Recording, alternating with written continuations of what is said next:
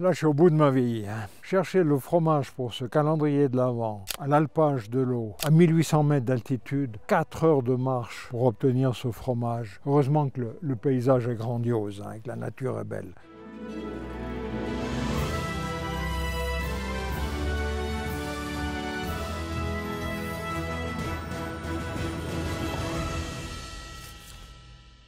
Je vais aller voir Martin et puis lui dire que c'est vraiment dur ce que je fais. Allons-y. Salut Martin. Salut Claude. C'est un chemin pour arriver jusqu'à toi. Heureusement que le paysage est beau et puis heureusement que le fromage est joli. Tout se mérite, tout se mérite. Tu vois, je vois déjà Jeure l'eau. Donc Jeure c'est en bas, l'eau c'est en haut. Voilà, le chalet de la Jeure, il est à peu près à 1400 mètres dans l'autre vallon, juste derrière nous. À vol d'oiseau, c'est pas très loin, mais par la route, ça fait un petit bout. Et à pied encore plus. Là, il faut avoir le pied montagnard pour arriver jusque-là. Sur l'appellation, tu as Jeure et tu as l'eau. Tu vois, on voit déjà qu'il y a une belle morge, déjà pour dire juillet, août, il a pas 2 mois, il est déjà bien emmorgé. Oui, c'est important que la morge se fasse rapidement, même 10 jours on dira, ce qui permet de bien protéger le fromage. Voilà. Quand je vois la nature tout autour, je vois qu'il y a beaucoup de fleurs.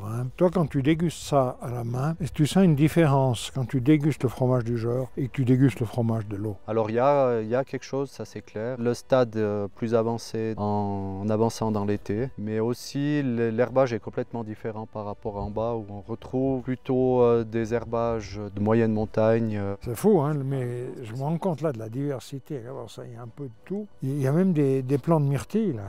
Oui, alors ça, on est sur un alpage où le sol est acide. Alors on a des rhodos, des myrtilles. Les vaches mangent les myrtilles? Non, pas du tout. Donc le sommet où tes vaches peuvent aller pour pâturer? Alors les vaches, on dira à peine 2000. On est à l'eau. Tu as un premier alpage qui s'appelle Jeure. Donc là, c'est l'herbe qui a de l'importance, c'est l'herbage qui va donner le goût au fromage. L'autre avantage, je pense, du fait que cette herbe est grasse et nourrissante, c'est qu'elle sera riche en oméga 3. Et de nouveau, on va retrouver ça dans le fromage. Alors, imaginez ce fromage riche en oméga 3. Une autre caractéristique du fromage d'alpage, c'est qu'on le voit tout de suite. Dès que tu regardes le fromage, tu le coupes en deux. À la couleur, tu reconnais tout de suite c'est un fromage d'alpage. Voilà. Alors, contrairement à un fromage qui a été fait à partir de fourrage sec, donc du foin, la pâte sera beaucoup plus blanche qu'un fromage fait à partir d'herbes pâturées. Dès qu'on parle d'alpage, on a ce côté jaune qui va ressortir. Donc ça, c'est un critère qu'on peut retenir. Si vous voulez savoir si c'est un fromage dont les vaches sont nourries d'herbes extérieures, il y a cette couleur jaune qui va se développer.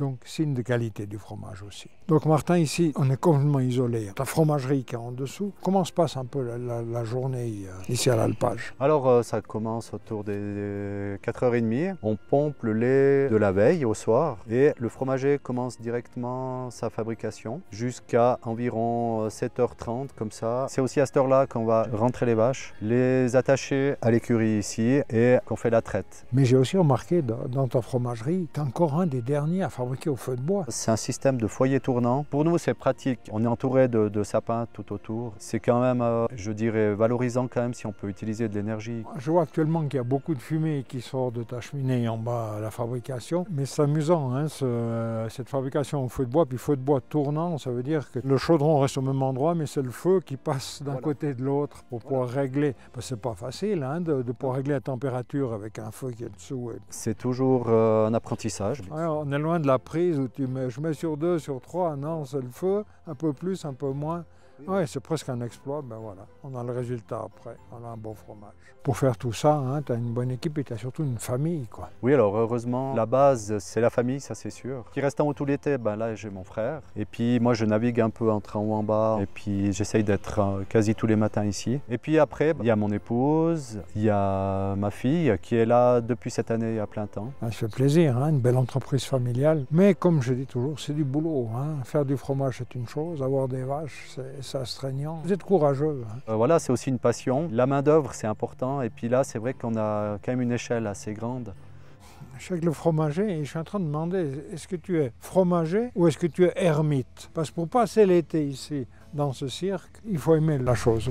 Alors, moi j'ai trouvé mon complément. J'ai aussi ma femme qui est diabétique et moi je suis aussi diabétique. Et puis depuis qu'on a trouvé cette solution d'aller en altitude, manger sainement, j'ai presque plus de diabète. Alors disons, ça m'a motivé de revenir. Ouais. Et puis justement avec la nourriture qui est saine, et puis on a une équipe, tout le monde tire à la même corde. Et puis disons, on fait du bon travail. Le but c'est d'arriver à des produits du terroir, au lait cru, comme on fait maintenant, qui sont demandés un peu partout puis qui sont bons pour la santé. Donc tu montes ici et tu redescends plus jusqu'à la des Alpes.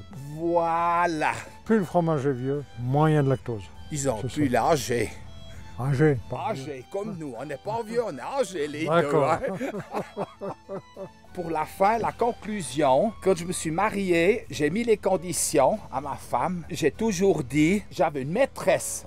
C'était les fromages. Début des années 60, ils ont regroupé. Avant, on avait 5 chalets avec 5 fromageries séparées. Et puis, suite à un chalet qui a été victime d'un incendie, dans l'autre vallée, il y a un chalet qui s'est fait emporter par une avalanche. Il a été décidé de tout regrouper en une seule exploitation, on dira. Voilà Martin, merci pour ce fromage. Hein. Oh là là, il a son poids. Mais imagine maintenant encore de nouveau 4 heures de marche avec ça dans le prochain Martin. Merci. Hein. Ciao. Ciao. Non, papa, reviens, c'est là-bas qu'il doit partir. Tu fais quoi, Pape? Je vais descendre, mais non, descends à pied maintenant. Non, c'est un peu lourd ce fromage.